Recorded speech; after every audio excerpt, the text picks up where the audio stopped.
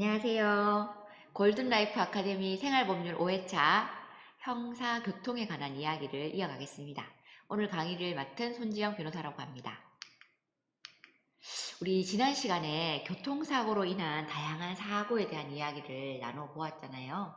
사실 이제 이동수단이라고 했을 때 자동차나 자전거, 대중교통, 다양한 수단들을 생각하는데 실제로 대한민국 도로교통법에는 차라고 했을 때 자동차, 건설기계, 원동기 장치, 자전거, 일반 자전거, 또 사람 또는 가축의 힘이나 그 밖의 동력으로 운행이 가능한 것들에 대해서 차라고 규정하고 있고요. 또 이뿐 아니라 운행에 사용되는 소나 말도 차에 차마라고 해서 이동수단에 다 포함을 시키고 있습니다. 실제 우리 현대사회에서 차가 없이는 이동이 안 되는 그런 사회에 살고 있기 때문에 굉장히 교통사고가 많이 일어나는데요. 실제로 이 교통사고 일어났을 때 사람과 사람 간의 관계에서 어떻게 배상을 하고 또 그 손해에 대해서 보호를 받을 수 있는가에 대한 이야기를 지난 시간 손해배상에 대한 이야기를 알아봤는데 그뿐만 아니라 이 교통사고가 일어나는 원인에 따라서는 국가에서 개인을 처벌하는 형사 절차에 연루될 수도 있습니다. 예, 단순한 주의 의무 위반인 경우에는 사람과 사람 사이에 손해배상이 이제 대해서 손해가 어느 정도 발생되었는지 차 사고로 인한 그 신체의 피해가 어느 정도인지 등등을 규명하는 것을 이용하여 손해배상, 돈으로 배상을 하는 것으로 진행이 되는데 실제로 이제 교통사고의 원인이 다양한데 실제 도로교통법에 보면 보행자의 통행 방법이라든지 또 끼어들기 금지, 취한 상태에서 운전 금지, 또 난폭 운전 금지 등의 다양한 이제 의무를 규정하고 있고 이 의무 중 일부를 위반했을 경우에는 대한민국이 개인을 처벌할 수 있는 절차에 해당되게 됩니다. 예. 그 법 규정 위반이라고 해서 실제 이 금지 사항을 했을 경우에는 벌칙이라는 것으로 형사처벌을 규정하고 있는데 도로교통법 앞쪽에 보면 어떠한 행위를 하지 마시오 하시오 뭐 안됩니다 하고는 그 규정에 대해서 아래쪽에 벌칙 규정으로 이 행위를 했을 때는 어떠한 형벌이 있습니다 식으로 규정을 하게 되죠. 이 법 규정 위반과의 차이가 있는 단순한 운전자의 부주의, 전방주시 의무라든지 안전의무 책임을 지지 않은 경우에는 좀 전에 말씀드린 것처럼 사람과 사람 관계의 손해배상으로 해결을 하게 되고 대부분 우리나라 차량의 경우에는 책임운전, 책임보험이 들어있기 때문에 보험으로 처리를 많이 하게 됩니다. 그런데 그 보험으로 해결하고 끝나지 않는 내용에 대해서 형사처벌이 있다는 겁니다. 그 내용을 자세히 좀 살펴보도록 하겠습니다. 차 또는 노면 전차가 운전을 하는 경우에 운전자가 업무상 필요한 주의를 게을리하거나 중대한 과실이 있는 경우에는 2년 이하의 금고나 500만 원 이하의 벌금에 처한다라는 규정이 있습니다. 또 안전운전을 해야 될 사람이 안전운전을 하지 않고 난폭 운전을 한 경우에 형벌을 처할 수 있도록 규정하고 있습니다. 특히 술 취한 상태에서의 운전을 금지하도록 하고 있고 이 규정 위반의 경우에 우리가 흔히 알고 있는 형사처벌을 할 수 있다고 하고 있는데 실제 도로교통법 중에서 형사처벌이 되는 중대한 사안 중에 하나가 음주운전이기 때문에 우리가 음주운전의 경우를 조금 더 자세히 살펴보도록 하겠습니다. 누구든지 술에 취한 상태에서는 운전하면 안 된다고 하고 있는데 여기에 중요한 것 자전거도 도로교통법상의 도로 운행에 해당되는 차마에 해당되기 때문에 술에 취해서 자전거를 운전해서는 안 됩니다. 그런데 우리 일반적으로 자전거 같은 경우에는 시골에서 술 한잔 하시고 자전거 운행해서 집으로 돌아오시는 경우가 있죠. 그런데 도로교통법상에는 자전거 또한 운전을 할 수 없는 술에 취한 상태에서 운전할 수 없는 운행 수단에 포함을 시키고 있습니다. 그렇다면 우리가 자전거를 운행하는데 그때 음주 상태였다면 기본적으로 도로교통법을 위반하여 음주운전하였다고 보기 때문에 손해배상을 할 때에도 자신의 책임, 자전거 운전자의 책임을 지게 될 것이고 또 자전거 운전을 한 사람이 음주운전을 하였을 경우에 적발된다면 처벌을 받게 되겠죠. 자, 그 다음에는 우리 법 규정 사실 다 알고 있는 내용인데요. 실제 음주운전에 걸리면 이렇게 하더라 또는 음주 단속 이렇게 하더라 하는 것은 실제 법 규정에 있는 내용을 실행하고 있는 것입니다. 한번 보겠습니다. 경찰 공무원은 교통의 안전과 위험 방지를 위하여 필요하다고 인정하거나 또 술에 취한 상태에서 운전을 했다라는 경우에 이제 호흡 조사를 통해서 측정을 할 수 있다라고 되어 있습니다. 운전자는 경찰 공무원의 측정에 응하여야 한다라고 의무를 기속적으로 규정하고 있기 때문에 이 의무를 이행하지 않는 경우에 또 처분이 있을 수 있습니다. 자, 측정 결과에 불복하는 경우 호흡 조사를 통해서 조사를 한 경우에 이제 만약에 대한민국 법에서 0.03% 이상인 경우를 술에 취한 상태의 운전이라고 하는데 이 경우가 있다라고 보는 경우에 운전자의 동의를 받아서 혈액 채취 등의 방법으로 다시 측정할 수가 있다는 겁니다. 이것은 법 규정에 있는 것인데 그 법 규정에 따르지 않았을 경우에 벌칙이 있게 됩니다. 벌칙 내용이 많은데요. 조금 복잡하지만 단순하게 봤을 때 알코올 농도가 얼마이냐에 따라서 벌금과 징역형이 다르다라고 보시면 되겠습니다. 대한민국 법에서는 0.08% 이상 0.08% 미만인 사람의 경우 1년 이하의 징역 또는 500만 원 이하의 벌금에 처하고 있는데 0.03% 이상이 아닌 경우에 그 미친 경우에는 음주운전을 하지 않은 것으로 봐서 훈시, 훈방 정도 되겠지만 처벌을 받지는 않습니다.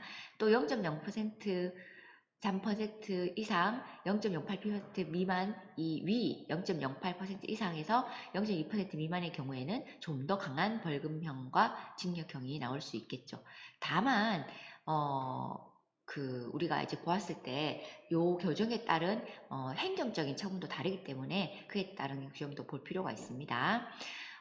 우리가 0.0% 이상이라고 했을 때 어느 정도인가 라고 보면 맥주 2잔 정도를 마시게 되면 0.05% 정도니까요. 그래서 가끔 어떤 경우에 따라서는 맥주 한 잔을 드시고도 불면은 나온다고 하신 경우도 있고 나는 끄떡 없다 하시는 경우도 있는데 이것은 건강 상태에 따라서 또 신체가 알코올을 분해하는 능력이나 속도에 따라서 다를 수 있겠는데요. 일반적으로 이제 그렇습니다. 그래서 사실 그걸 믿고 음주운전 해도 된다 안 된다 하기에는 조금 위험이 많겠죠. 예. 그리고 과거에는 음주운전 3회 이상 위반인 경우에 강하게 처벌을 했었는데 최근에는 2회 이상 위반한 경우에는 예, 2년 이상 5년 이하의 징역이나 1천만 원 이상 2천만 원 이하의 벌금에 처하는 강한 처벌을 하고 있게 됩니다.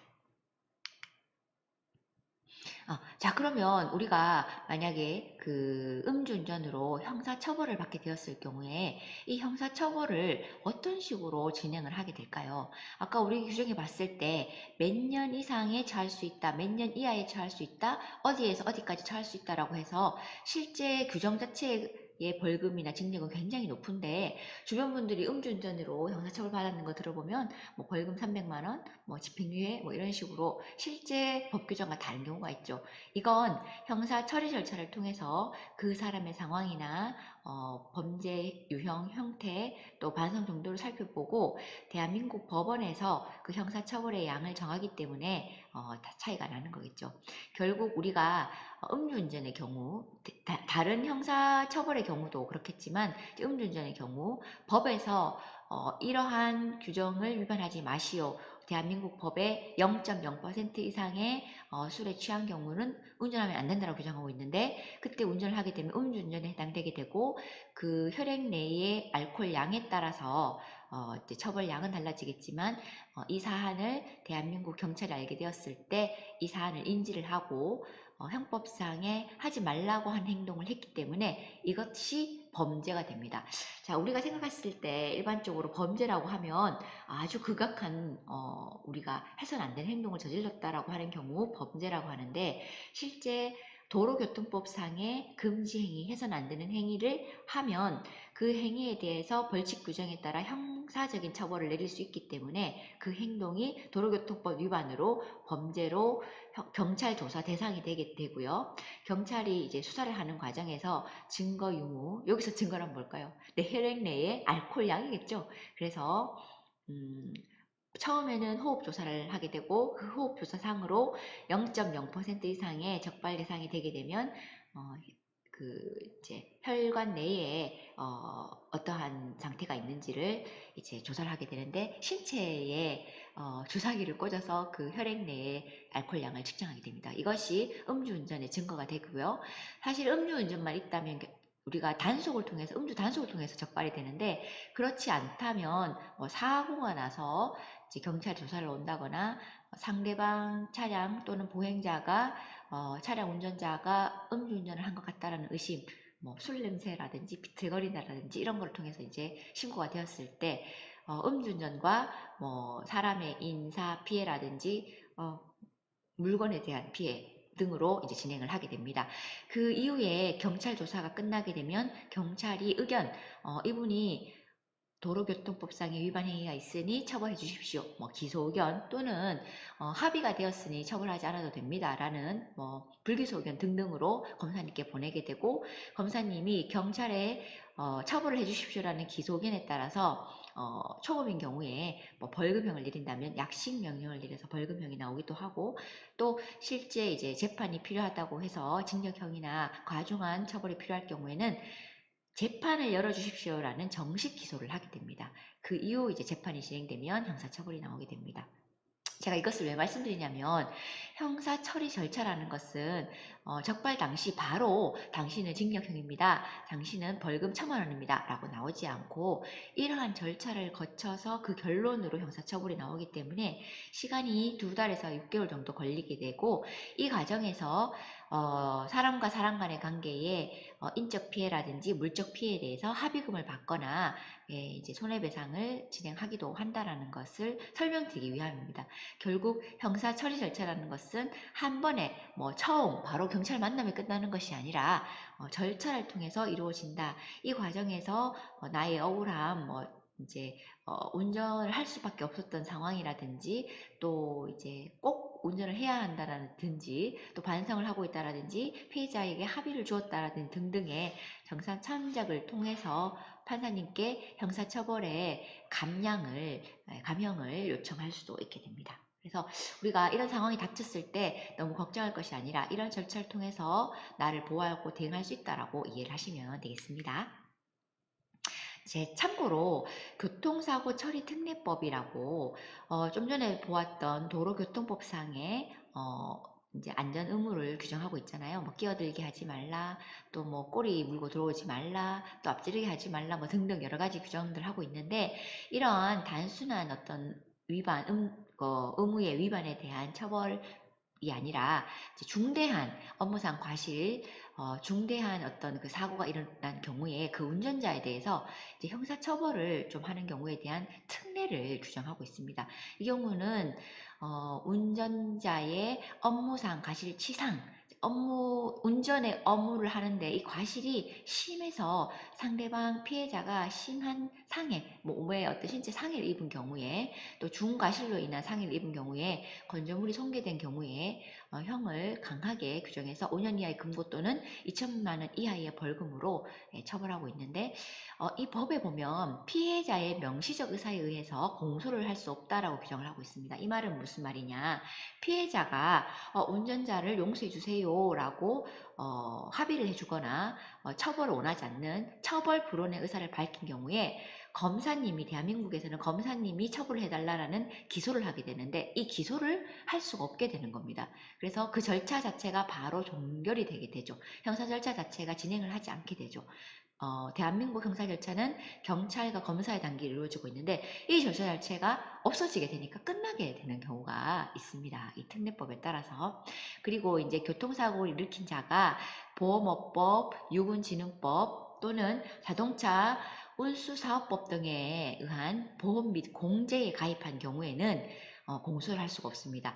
합의를 해서 처벌 불원 의사를 피해자가 밝히거나 운전자가 보험에 가입되어서 보험으로 보호가 되는 경우에는 처벌 안 하는 거죠.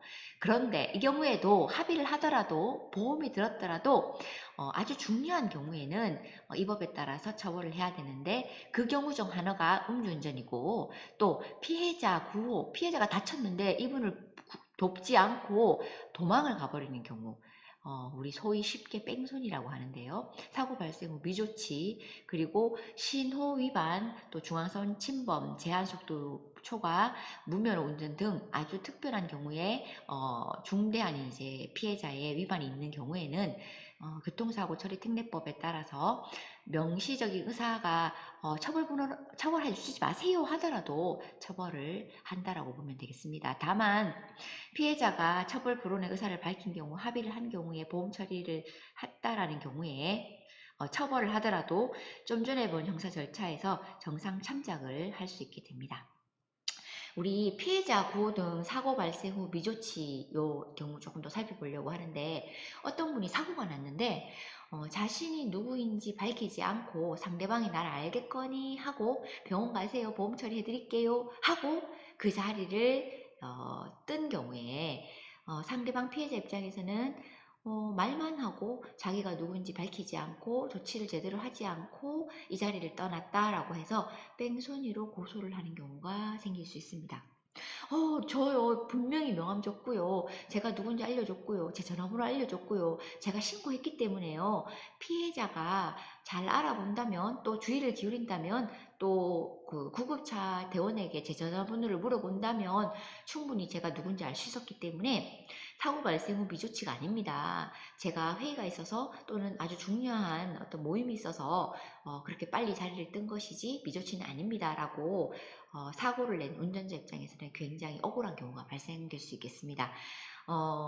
결국 피해자 입장과 사고를 낸 운전자 입장에서의 입장이 다를 수 있기 때문에 우리가 이런 중요한 상황에서는 피해자 입장에서 오해를 하지 않도록, 또 운전자 입장에서 오해를 하지 않도록 서로가 자신의 입장을 정확하게 밝히고 알릴 필요가 있습니다.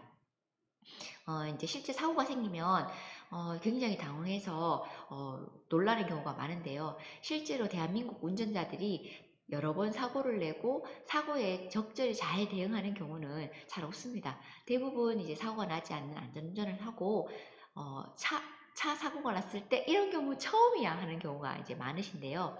실제로 이제 사고가 났을 경우에는 사고 상대방이 보행자일 수도 있고 운전자일 수도 있고, 내가 보행자일 수도 있고 운전자일 수도 있는데 사고 상황 자체를 일단 보존하는 것이 중요합니다. 왜냐하면 상황이 바뀌었을 때 상대방도 보고 나도 봤는데 입장이 달라서, 또 증인들이 본 시각이 다르기 때문에 사고에 대한 입장이 다를 수 있기 때문에, 또 특히 오늘 우리 교통 관련 도로교통법과 교통사고 처리 특례법을 보았듯이 사람이 많이 다친 경우에, 그죠?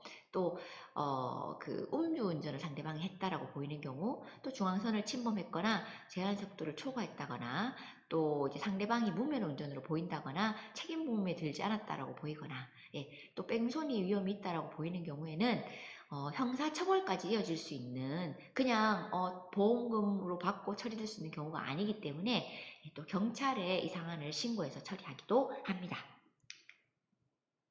자, 우리 교통사고 이해 관계자, 피해를 입은 사람과 피해를 준 사람 사이, 피해를 입은 사람은 손해배상을 받아야 되는 채권자이며 또 형사처벌을 해달라고 요구를 할 수 있는 사람이 되게 됩니다. 그런데 형사처벌을 해달라고 요구를 하게 됐을 경우에는 국가가 그 요구에 따라서 수사를 진행하기 때문에 형사 절차에서 해서는 안 된다는 행동을 한, 뭐 예를 들어 음주운전에 그 범죄를 저질렀다고 보시면 되는 피의자, 또는 이제 그분이 검사의 기소를 받아 피고인이 되는 경우에 이 상대방이 국가가 된다라는 거, 이 국가가 직접 이 일을 하기 위해서 검사라는 역할을 하는 분을 이제 검찰청에 국가가 채용하여서 검사가 가해자의 처벌을 요구한다. 이제 이렇게 보시면 되겠습니다. 우리 이제 잠시 앞에서 설명했을 때 알코올 농도 결과에 따라서 형사처벌이 달라진다고 했는데, 이때 0.03%에서 0.08%요 사이의 경우에 100일간의 그 운전면허를 정지할 수 있게 되고요. 또 0.08% 이상의 경우에는 형사처벌뿐만이 아니라 음주운전 면허를 취소할 수 있게 되는데요. 면허 정지, 면허 취소는 국가기관에서 음주운전으로 인해서 그 면허라는 것에 대한 국가의 그 운전을 할 수 있는 허락을 정지하거나 취소하는 행정 처분이기 때문에 이에 대한 다툼은 별도로 하게 되는데 그것을 다음 시간에 알아보려고 하고요. 우리 앞쪽에 왜 이제 알코올 농도를 조사하는 과정에 경찰관이 이제 그 호흡을 통해서 조사를 하고 또 혈액을 통해서 조사를 하게 되는데 이때 측정에 불응하는 경우에도 형사처벌과 운전 면허의 취소, 행정 처분이 될 수 있다는 거 있습니다. 다음 시간에 우리 행정 심판 소송을 통해서 처분을 어떻게 다툴 것인가 알아보도록 하겠습니다. 감사합니다.